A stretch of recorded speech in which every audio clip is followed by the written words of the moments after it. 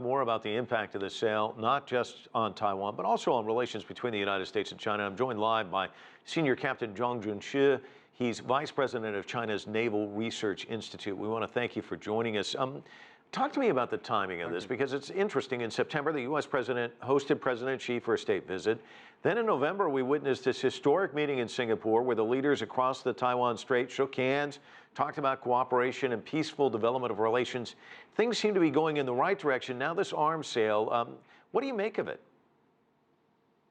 Well, I think there are at least two reasons why the Obama administration chooses this time to renew arms sales to Taiwan. First, I think Mr. Obama wants to show his so-called defense commitment to Taiwan, which belongs to China, because we know that recently Mr. Obama has been accused by some conservative politicians in the United States of being too weak toward China.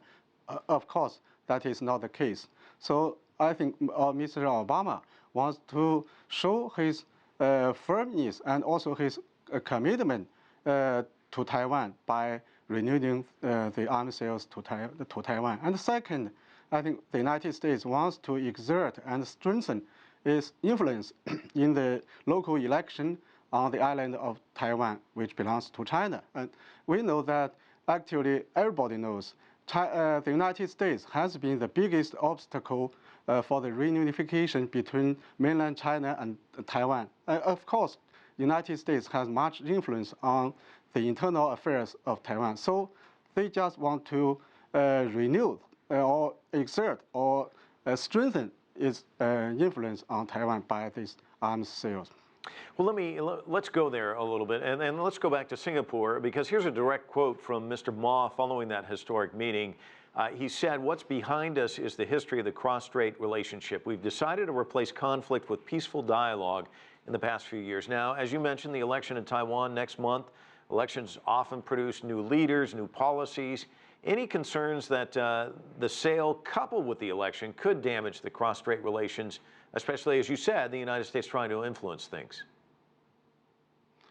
Of course, such arms sales to Taiwan will affect the relationship across the Taiwan Strait. We know that the arms sales to Taiwan will embolden the separatist force inside Taiwan, and they will take some active measures toward independence.